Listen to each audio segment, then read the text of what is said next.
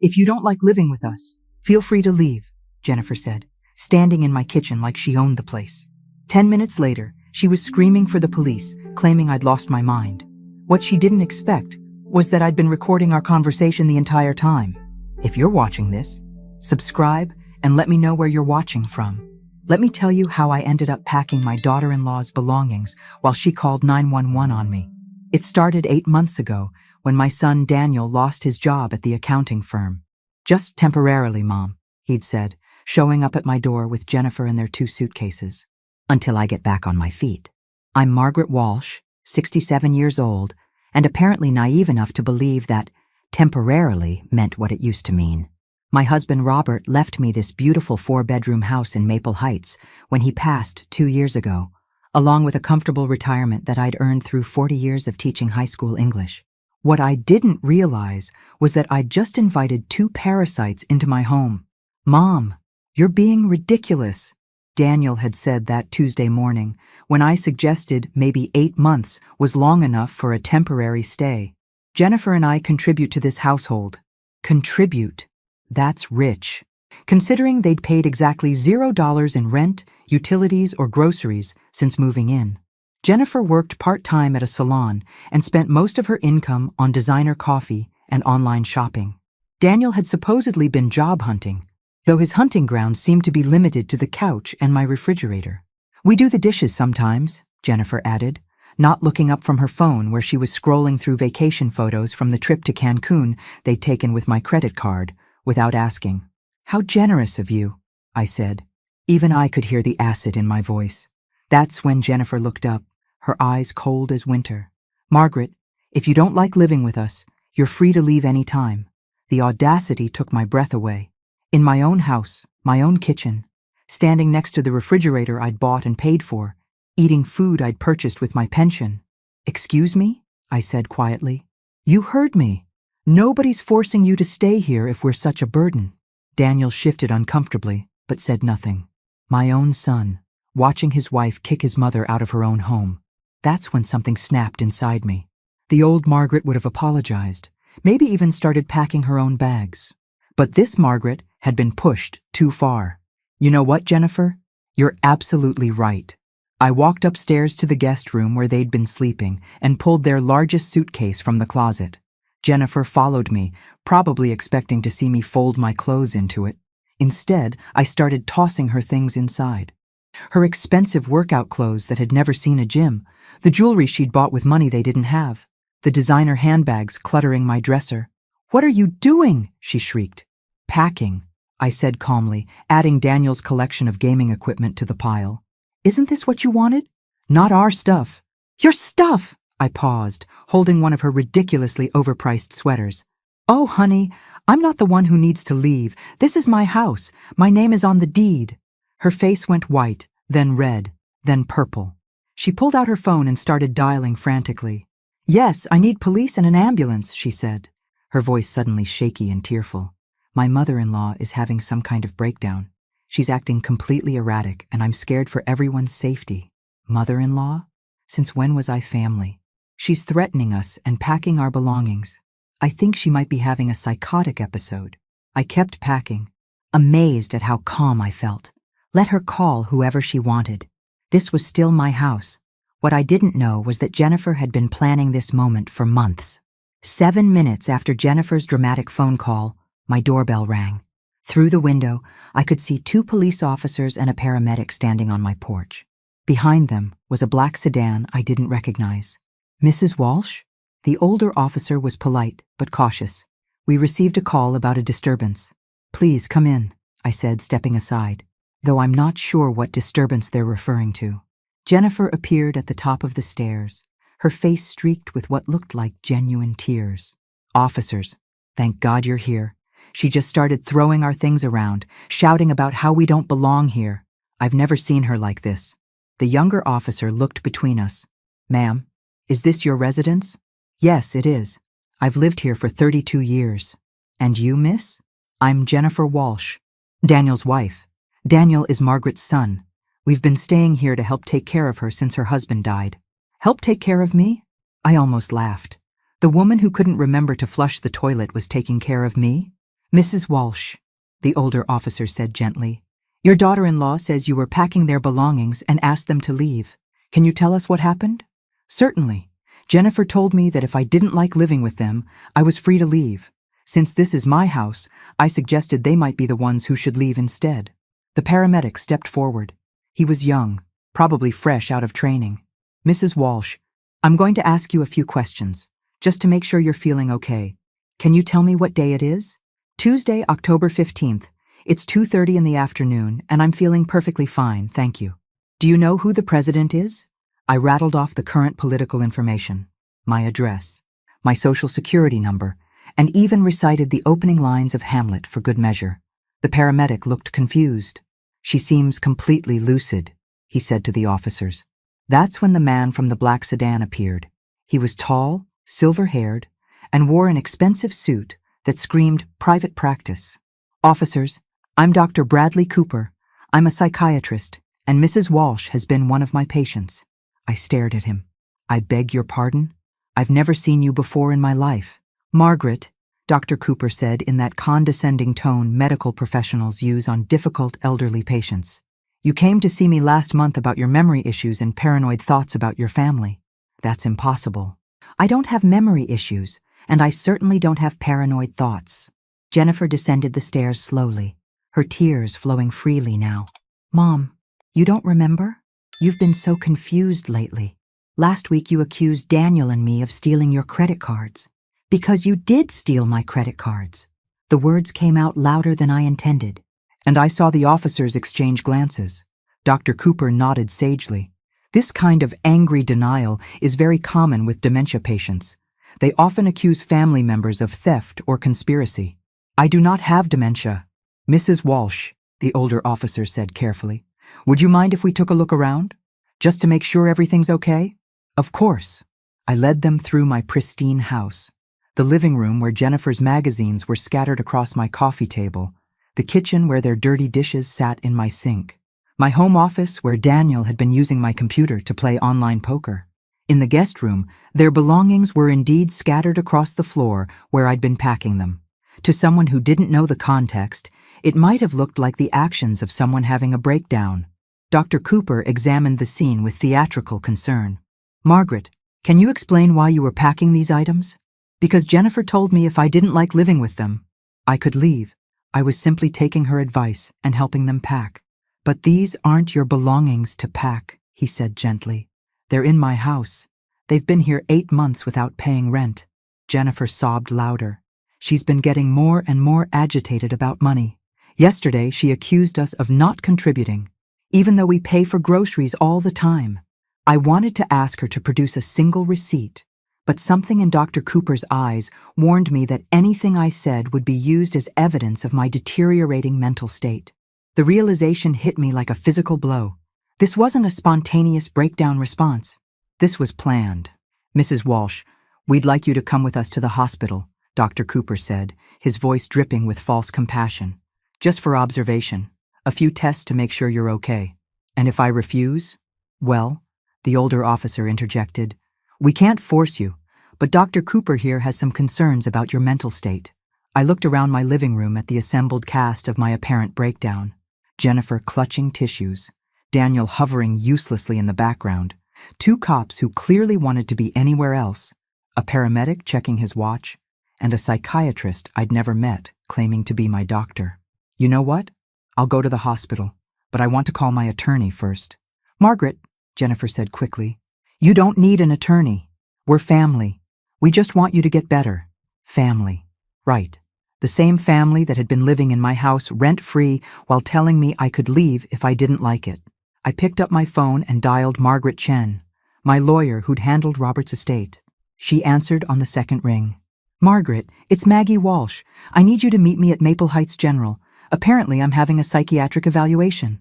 What? Maggie, what's going on? I'll explain when you get there. I hung up before anyone could object. Dr. Cooper frowned. Mrs. Walsh, involving lawyers at this stage might complicate things unnecessarily. Doctor? Since I've never met you before, and you're not actually my physician, I think having legal representation is perfectly reasonable. The younger cop looked confused. Wait, if she's never met you, How are you, her doctor? Dr. Cooper's smooth facade cracked slightly. Mrs. Walsh is clearly confused about our previous sessions. When exactly did these sessions take place? I asked sweetly. Patient confidentiality prevents me from— Oh, you can discuss my supposed memory issues and paranoid thoughts in front of the police, but you can't tell me when I supposedly visited your office? Jennifer stepped forward quickly. Mom, you don't remember because of the confusion. That's why Dr. Cooper is here to help. Jennifer, in 30 years of marriage to your father-in-law, I never once had memory issues. I balanced our checkbook, managed my classroom of 30 teenagers, and could tell you every birthday and anniversary in the family. But somehow, in the 8 months since you moved in, I've developed sudden onset dementia? The older officer was starting to look skeptical. Dr. Cooper, do you have documentation of your previous treatment of Mrs. Walsh? The records are at my office, he said stiffly. Which office? I asked. What's your practice called? Where is it located? Another crack in the facade. I don't think this hostile interrogation is helpful for the patient's mental state. Hostile interrogation? I laughed. Officer, I'm asking a man who claims to be my doctor to provide basic information about his practice. If that's hostile, then I guess I really am losing my mind. Jennifer was looking nervous now, glancing between Dr. Cooper and the police officers. Can we just get her to the hospital? She clearly needs help. That's when Margaret Chen arrived. She swept through my front door like an avenging angel in a navy blue suit, her briefcase in one hand and her phone in the other. Which one of you is Dr. Cooper? She asked without preamble. The silver-haired man stepped forward. I am. And you are? Margaret Chen, Mrs. Walsh's attorney. I just called the state medical board. Funny thing about Dr. Bradley Cooper. He had his license suspended 6 months ago for participating in fraudulent psychiatric holds. The room went dead silent. That's impossible, Jennifer whispered. Oh, it's very possible.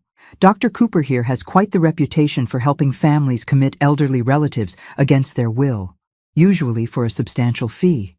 Dr. Cooper was already backing toward the door.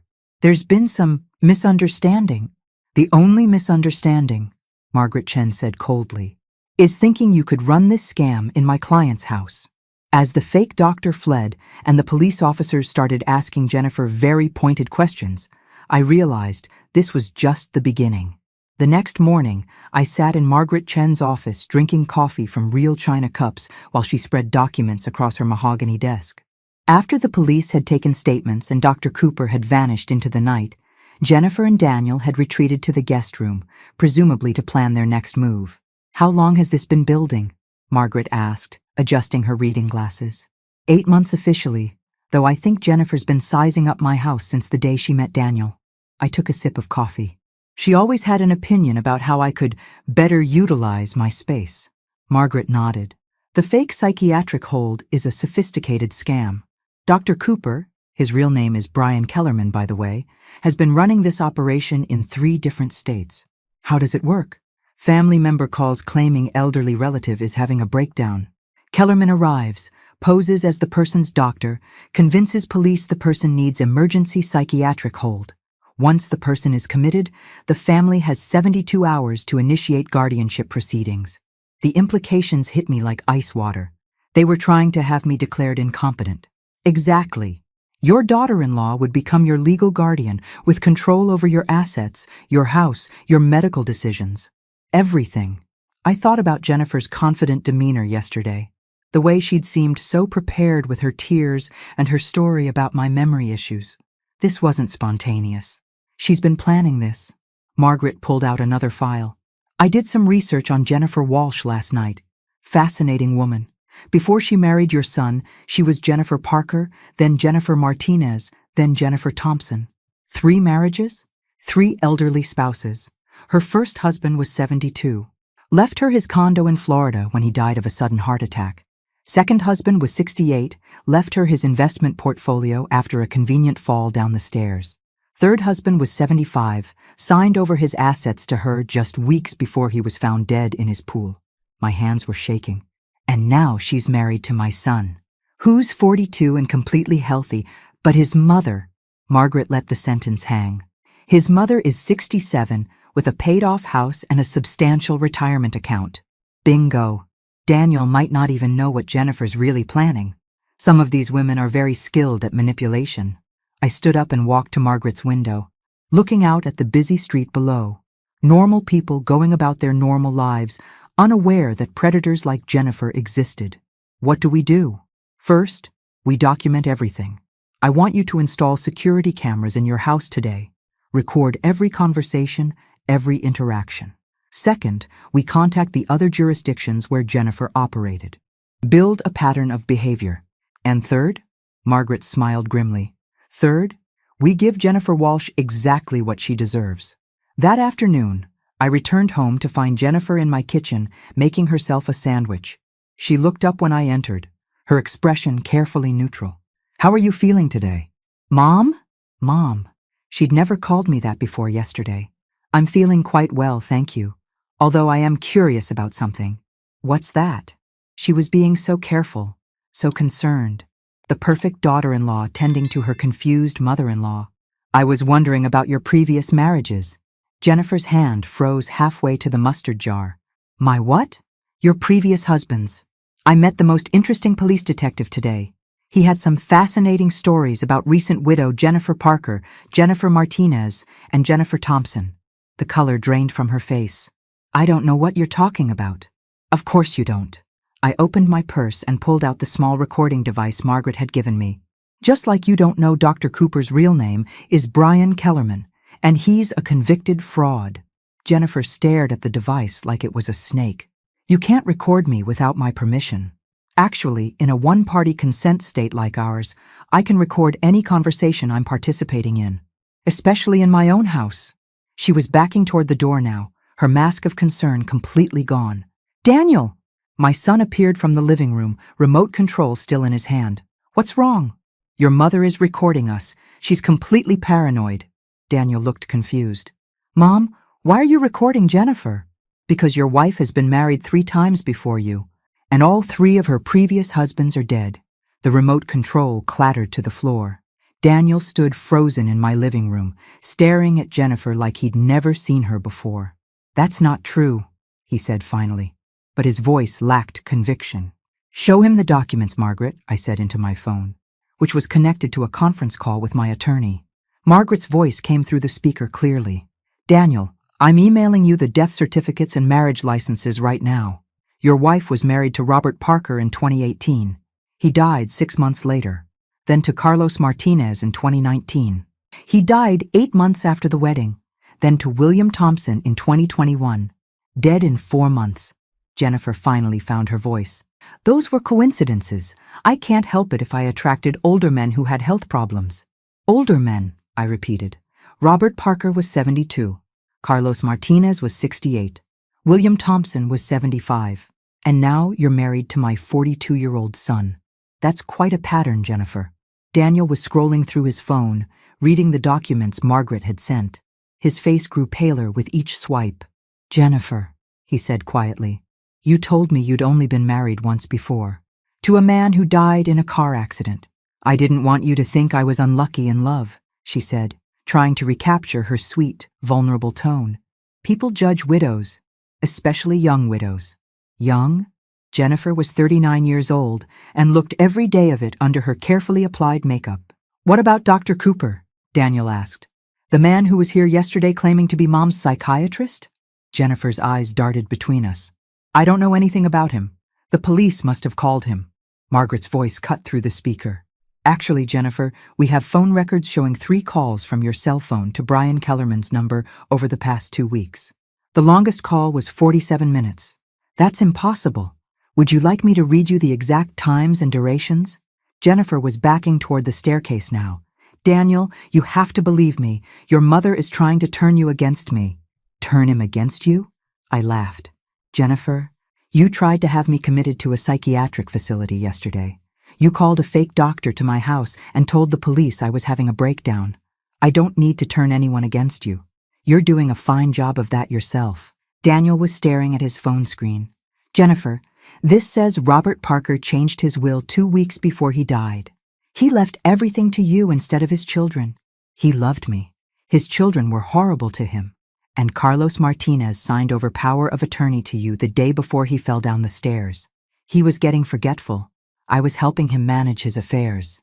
William Thompson transferred his bank accounts to your name 3 days before he drowned in his pool. Jennifer's voice was getting higher, more desperate. These are all coincidences. You're making it sound like I killed them. The room went silent. She'd said the quiet part out loud. Daniel set his phone down slowly. Jennifer, did you kill those men? Of course not. I loved them. They were good to me. It's not my fault they died. But it is convenient, I said quietly, that they all died right after giving you access to their assets. Margaret's voice came through the phone again. Jennifer, I think you should know that the police departments in Miami, Phoenix, and Portland are very interested in reopening those 3 cases, especially since they've discovered your connection to Brian Kellerman. Jennifer looked trapped, cornered. But I'd learned yesterday that cornered animals are the most dangerous. You know what? She said, her voice suddenly calm. Fine. You want to know the truth? Those old men were pathetic, lonely, desperate, eager to throw money at any woman who paid attention to them. They got exactly what they paid for. Daniel took a step back from her. Jennifer, what are you saying? I'm saying your mother is right. I married old, rich men who died conveniently and left me their money. And yes, I was planning to do the same thing to her. The casual confession hit the room like a bomb. But here's what your precious mother doesn't understand, Jennifer continued, her mask completely off now. I don't need Daniel anymore. I already transferred half her retirement account to my personal account last month. My blood went cold. What? Jennifer smiled for the first time since yesterday. Amazing what you can accomplish with someone's signature when you bring them their morning coffee every day. A little something in the coffee to make them drowsy, a few documents to sign, and voila, she'd been drugging me. You've been drugging me, I said, the pieces finally clicking into place. The unexplained fatigue I'd been experiencing. The mornings when I'd wake up groggy with no memory of the previous evening. The documents I'd supposedly signed but couldn't remember. Jennifer's smile was cold and satisfied. Just a little something to help you sleep better.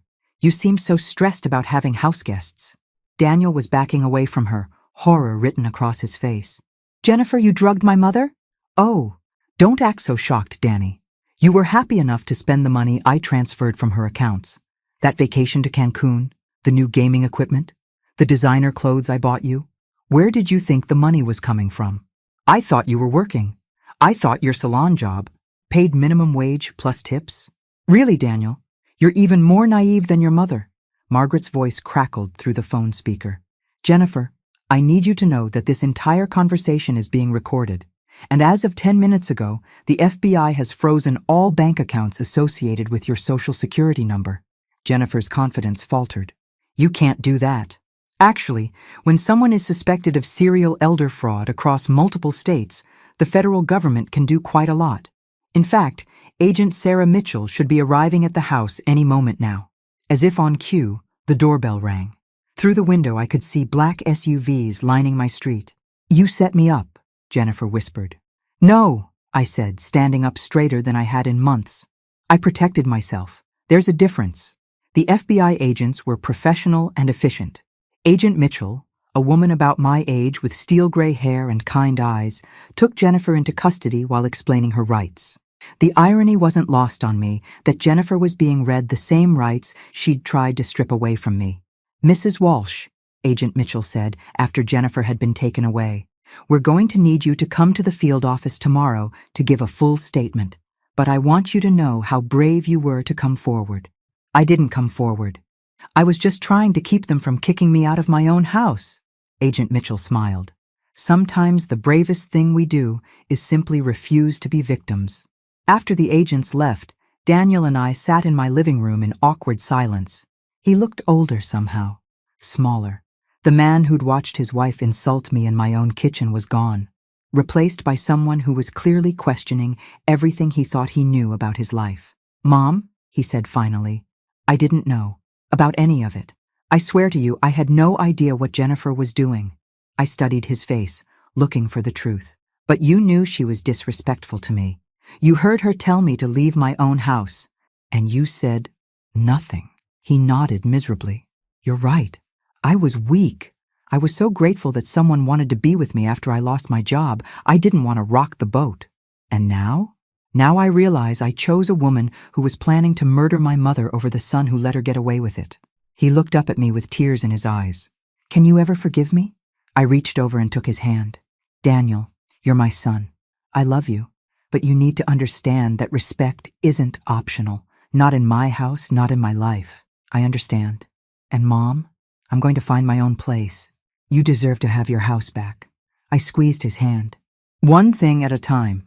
First, we're going to figure out how much money Jennifer stole and get it back. Then we're going to make sure she never has the opportunity to hurt another family. What I didn't tell him was that I'd already decided what I was going to do with the money once we recovered it. Jennifer Walsh thought she could prey on vulnerable seniors with impunity. She was about to learn how wrong she was. 3 weeks after Jennifer's arrest, I was sitting in Agent Mitchell's office, staring at a number that made my head spin. She stole $347,000 from you over 8 months, Agent Mitchell said, sliding the bank statements across her desk. But here's what's interesting. She only spent about $60,000 of it. Where's the rest? That's what we're trying to figure out. Jennifer was part of a larger operation. We think your case was just one piece of a much bigger puzzle. I leaned back in the uncomfortable government-issued chair. How much bigger? Agent Mitchell pulled out a thick file. We've identified at least 15 other victims across 6 states, all elderly, all targeted the same way. Fake psychiatric holds, fraudulent power of attorney documents, forged signatures. 15 people like me? 15 people who weren't as smart as you, she corrected. Most of them are now in nursing homes, declared incompetent by courts, their assets controlled by loving family members who are actually part of this network. The scope of it was staggering. Jennifer was working with other people? Jennifer, Brian Kellerman, at least 3 other fake doctors, several corrupt lawyers, and what appears to be a placement coordinator who identifies targets. Placement coordinator? Agent Mitchell opened another file. Someone who works in healthcare or senior services, identifies wealthy elderly people who are isolated or vulnerable, and passes their information to the team. I thought about how easily Jennifer had waltzed into my life through Daniel. How did they find me? We're still investigating that. But Mrs. Walsh, we need your help. What kind of help? The other victims can't testify. They've been declared mentally incompetent, or they're too scared, or they've been convinced by their captors that they're actually sick. You're the only victim who fought back successfully. What are you asking me to do? Agent Mitchell leaned forward. Help us catch the rest of them. There's someone at the top of this operation we haven't identified yet. Someone who's been running this scam for at least 5 years. I thought about those 15 other people, trapped in nursing homes. Their families probably told they were getting the best care, while their life savings disappeared into criminal accounts. What would I need to do? Act as bait. The plan was elegant in its simplicity. Agent Mitchell explained it over coffee in my kitchen 3 days later, with Daniel listening in shocked silence. They would leak information that I'd recovered my stolen money and was looking to invest it safely.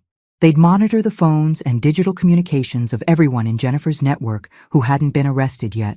The idea is that someone will approach you with a new investment opportunity or financial service, Agent Mitchell said.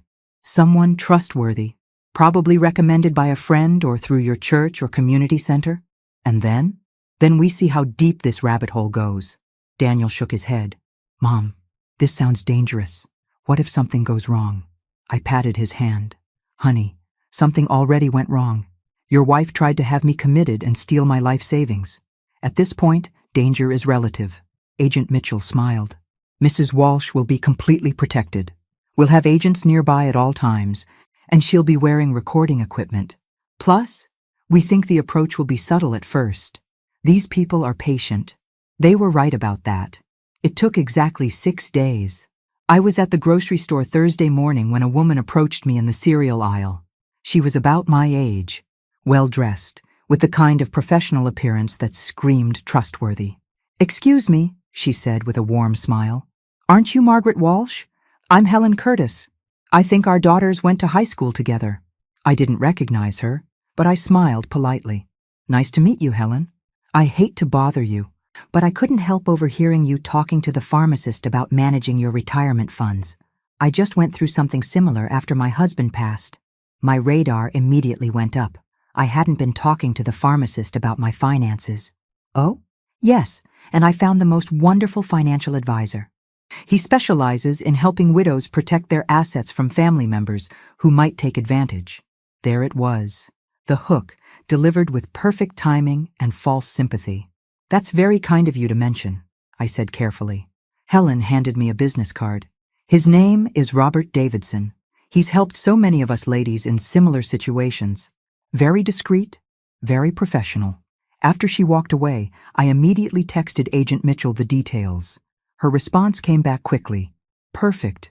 We know Robert Davidson. He's been on our radar for months. 2 days later, Robert Davidson called. Robert Davidson had the smoothest voice I'd heard since my high school drama teacher. Warm, reassuring, with just a hint of concern that made you want to trust him immediately. Mrs. Walsh, Helen Curtis suggested I reach out to you. She mentioned you might be interested in exploring some secure investment options. I might be, I said, settling into my kitchen chair while Agent Mitchell monitored from the van parked across the street. Though I have to admit, I'm a bit wary these days. I recently had some trouble with someone trying to take advantage of my finances. Oh my, Robert's voice oozed sympathy. Unfortunately, that's far too common. Elder financial abuse is epidemic, particularly from family members who feel entitled to their parents' assets. He was good, really good. Would you be interested in meeting for coffee?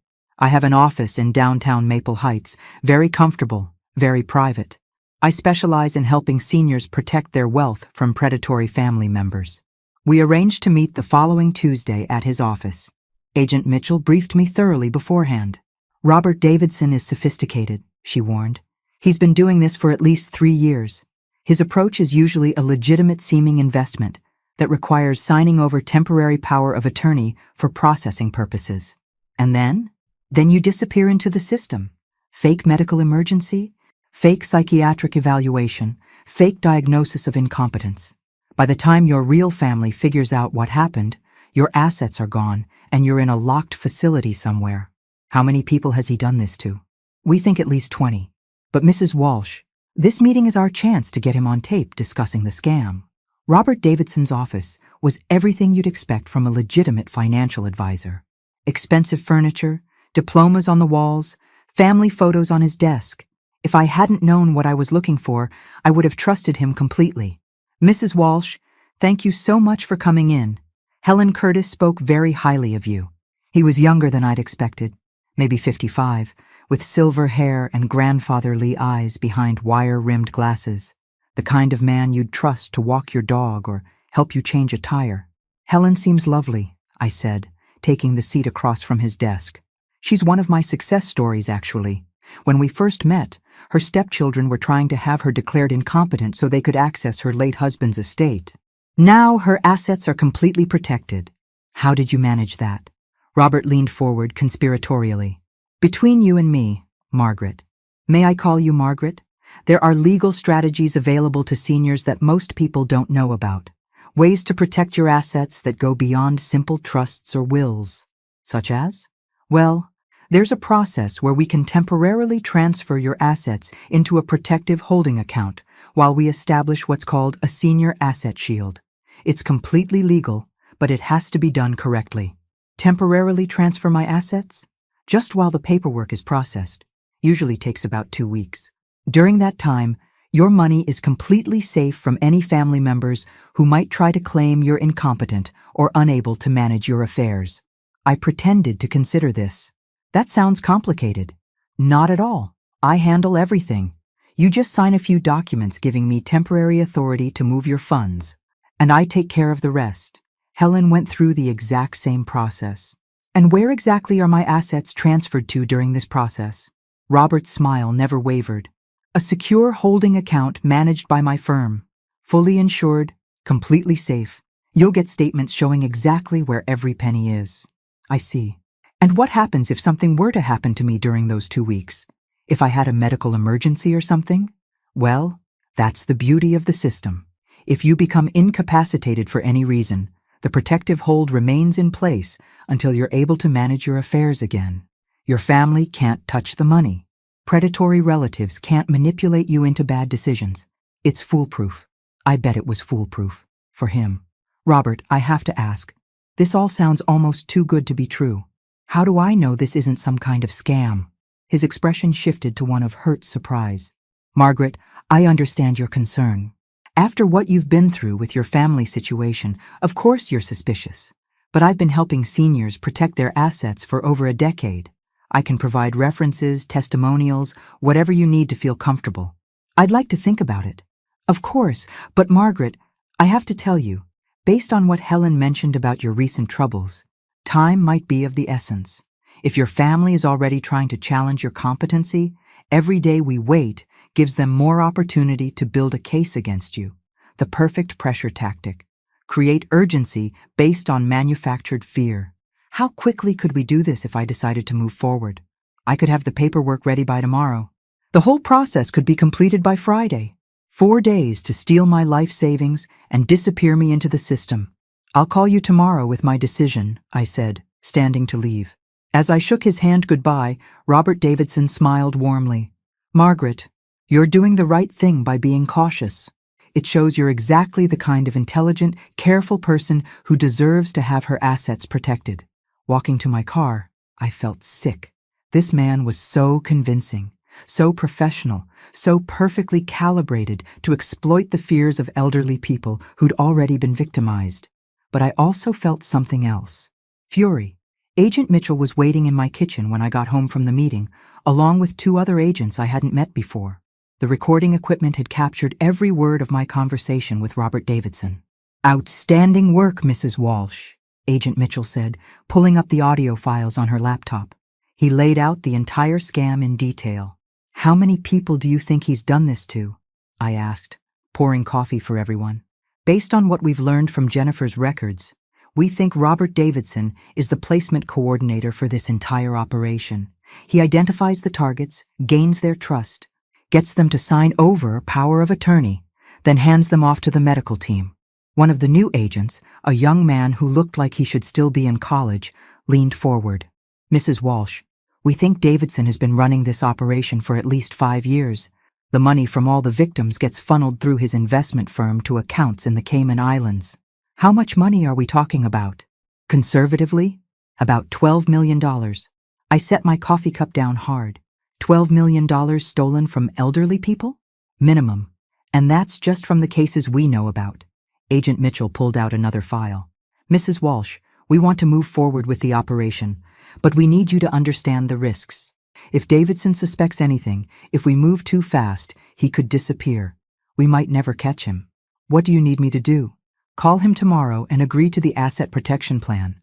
We'll have agents positioned around his office and recording everything. When he has you sign the power of attorney documents, we'll have enough evidence to arrest him. And what about the people he's already victimized?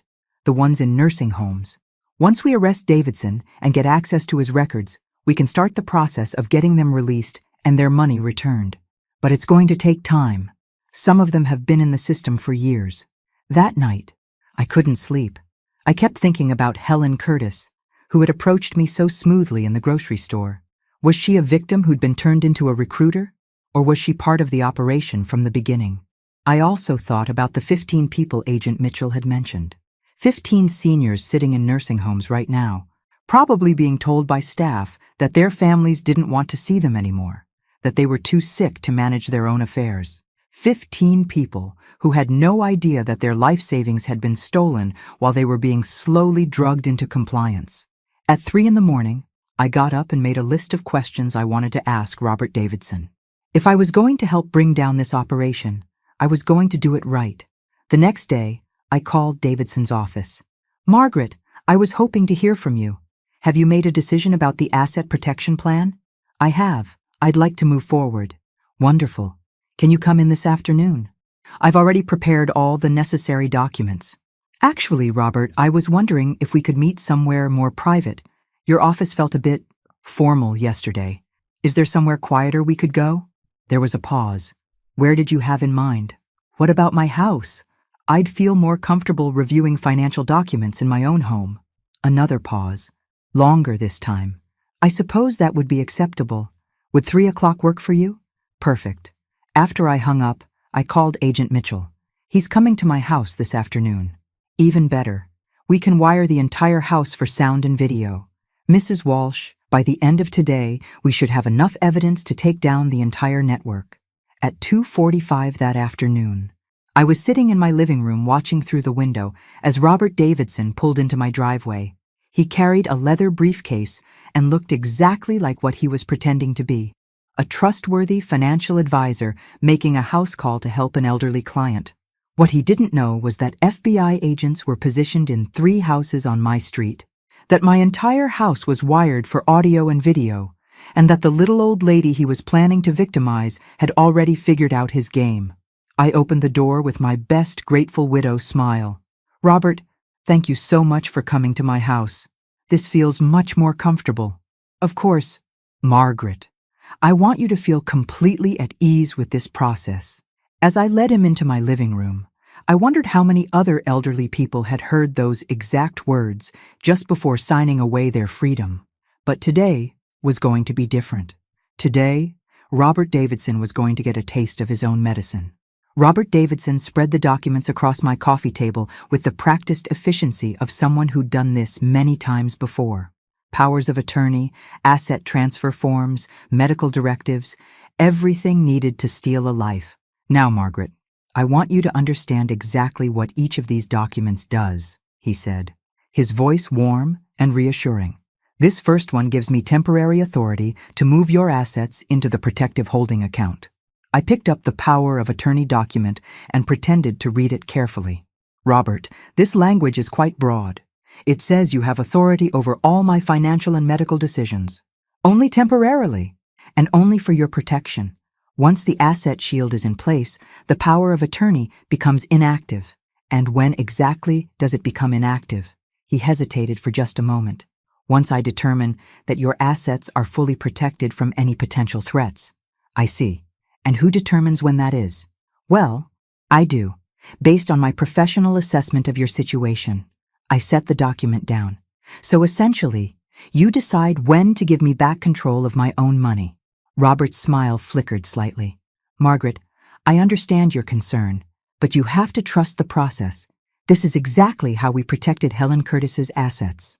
Speaking of Helen, I'd love to talk to her about her experience. Could you give me her phone number? I'm afraid I can't share client contact information, confidentiality, you understand. Of course, but surely she wouldn't mind me calling her. After all, she's the one who recommended you. Robert was looking uncomfortable now. Perhaps we could arrange for her to call you after we complete the paperwork. Why not before? Because he stopped, clearly realizing he was painting himself into a corner. Margaret, I sense some hesitation on your part. Is there something specific that's concerning you? I leaned back in my chair and looked at him carefully. This man who made his living by destroying elderly people's lives. This predator who had perfected the art of seeming trustworthy while planning betrayal. Robert, I'm curious about something. How did Helen Curtis know I was talking to the pharmacist about my finances? His face went blank. I'm sorry?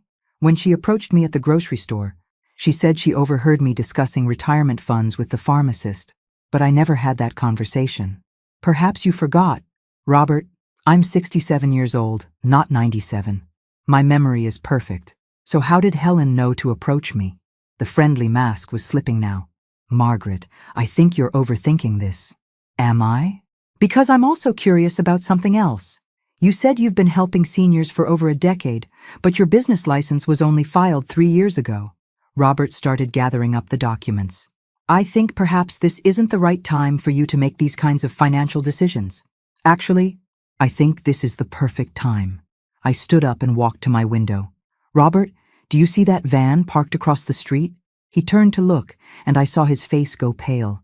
That's FBI agent Sarah Mitchell. She's been listening to our entire conversation. Robert was on his feet now, stuffing papers into his briefcase. This is entrapment. No, Robert, entrapment is what you do to elderly people. This is justice. He was moving toward the door when it opened, and Agent Mitchell walked in, followed by 2 other agents. Robert Davidson, you're under arrest for elder fraud, identity theft, and conspiracy to commit kidnapping. As they read him his rights and led him away in handcuffs, Robert looked back at me with pure hatred in his eyes. You have no idea what you've done, he said. This is bigger than you think. Agent Mitchell closed the door behind them and turned to me with a smile. Mrs. Walsh, we couldn't have done this without you. What happens now? Now we use the information from Davidson's records to locate all the victims and start getting them released. And we follow the money trail to see how high this goes. 2 hours later, Agent Mitchell called me with news that made my blood run cold. Mrs. Walsh, we've been going through Davidson's files. This operation isn't just regional, it's national. And the person at the top, she paused. You're not going to believe this. Who is it? Davidson's been reporting to someone called the coordinator. Based on the communication patterns and financial flows, we think the coordinator has been running similar operations in at least 15 states. How much money? We're estimating over $50 million stolen from elderly victims over the past 8 years. I sat down heavily in my kitchen chair. $50 million? Mrs. Walsh, you didn't just help us catch a small-time scammer. You helped us uncover what might be the largest elder fraud operation in U.S. history. But the biggest shock was still coming. Agent Mitchell arrived at my house the next morning with news that changed everything I thought I knew about the case. Mrs. Walsh, we've identified the coordinator, she said, setting a file on my kitchen table. And you're going to want to sit down for this. I poured coffee and settled into my chair. Who is it? She opened the file and pulled out a photograph, a professional headshot of a woman in her 50s with perfectly styled silver hair and kind eyes. I stared at the picture, confusion flooding through me. I don't understand. Who is this? Dr. Patricia Kellerman. She's been running the entire operation from a senior care consulting firm in Chicago. Kellerman? As in Brian Kellerman, the fake psychiatrist? Her brother. But here's the part that's going to shock you, Dr. Patricia Kellerman is a real doctor. She's a licensed geriatrician who's been using her position in the medical community to identify and target victims. I studied the photograph more carefully. Something about the woman's face seemed familiar, but I couldn't place where I might have seen her. She uses her medical practice to identify elderly patients who are wealthy and isolated, Agent Mitchell continued. Then she refers them to what she calls specialized elder care coordinators, people like Robert Davidson. And her patients trust her because she's a real doctor. Exactly. Over the past 8 years, she's built a network of fake financial advisors, corrupt lawyers, and fraudulent medical professionals across 15 states. They've stolen over $50 million and placed more than 200 elderly people in secured facilities against their will. The scope of it was staggering. 200 people? We started making arrests across the country yesterday. We've recovered 37 victims so far, and we're working to locate the rest. Agent Mitchell pulled out another document. Mrs. Walsh, there's something else. We found your name in Dr. Kellerman's files. My blood went cold. What do you mean? You were targeted 18 months ago. Long before Jennifer came into your life, she handed me a folder with my name on it. Inside were copies of my medical records, financial statements, property records, even photographs of my house. How did she get all this? We're still investigating, but we think someone in your medical provider's office was feeding information to Dr. Kellerman's network. I thought back to my annual physical 18 months ago, the routine blood work and screening tests. Had someone in my doctor's office been passing my information to these criminals? Mrs. Walsh, Jennifer didn't find your family by accident. She was directed to your son Daniel specifically because Dr. Kellerman's research showed you were the perfect target. What do you mean, perfect target? Agent Mitchell flipped through the file. Wealthy widow, adult children who live far away, no close family nearby, good health but getting older. You checked every box on their victim profile. The realization hit me like a physical blow. Daniel didn't meet Jennifer at a coffee shop. She sought him out. We think so. Jennifer's previous marriages all followed the same pattern. She would research wealthy elderly people, then target their adult children or grandchildren to gain access to the family. I thought about Daniel's whirlwind romance with Jennifer, how quickly they'd moved in together, how eager she'd been to meet me. I'd attributed it to young love, but it had been calculated predation from the beginning. There's more, Agent Mitchell said gently. Dr. Kellerman has been arrested in Chicago. When we searched her office, we found detailed plans for your case. You were going to be placed in a secured facility in Florida, where you would have been kept sedated and isolated while they drained your accounts. For how long? Until you died. Or until the money ran out. The casual brutality of it took my breath away. And my son? What would they have told Daniel? That you were getting the best possible care for your dementia, and that visits weren't recommended because they agitated you. I stood up and walked to my window, looking out at the street where I'd lived for 32 years. The neighborhood where I'd raised Daniel, where I'd buried my husband, where I'd planned to grow old peacefully. Mrs. Walsh, I want you to know that your actions didn't just save yourself. Because of what you did, we've been able to rescue dozens of other victims and shut down the largest elder fraud operation we've ever encountered. I turned back to Agent Mitchell. What happens to the money they stole? We're working to return as much as possible to the victims. In your case, we've recovered all of your funds plus interest. And the people who were placed in facilities? We're working with state authorities to get them released and reunited with their real families. It's going to take time, but we'll get them home. That afternoon, I sat in my garden with a cup of tea, thinking about everything that had happened. 6 months ago, I'd been a lonely widow, letting her son and his wife take advantage of her kindness. Today, I was a woman who had brought down a criminal empire. My phone rang. It was Daniel. Mom, I just saw the news. Dr. Kellerman's arrest is all over the television. I know. They're saying you helped the FBI catch the whole network. I did what needed to be done. There was a long pause.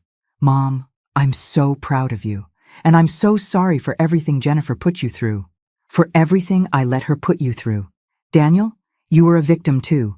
Jennifer manipulated you just like she tried to manipulate me. But you fought back. You refused to be a victim. I smiled, watching a cardinal land on my bird feeder. Sometimes the most dangerous thing you can do to a predator is refuse to be prey. 6 months later, I received a letter from the Department of Justice thanking me for my service in taking down the Kellerman network. The operation had rescued 187 elderly victims and recovered $42 million in stolen assets. But the real reward came 3 weeks after that, when a woman named Dorothy Miller called to thank me. She'd been one of Dr. Kellerman's victims, trapped in a facility in Nevada for 14 months while her assets were drained. Mrs. Walsh, she said, her voice strong and clear, because of what you did, I'm back in my own home with my own family. You gave me my life back. That evening, sitting in my living room where Jennifer had once tried to convince police I was having a breakdown, I realized something important. I wasn't the same woman who had let her daughter-in-law walk all over her. I wasn't the grieving widow who had been too polite to stand up for herself. I was Margaret Walsh, 67 years old, and I was nobody's victim. Thanks for listening. Don't forget to subscribe and feel free to share your story in the comments. Your voice matters.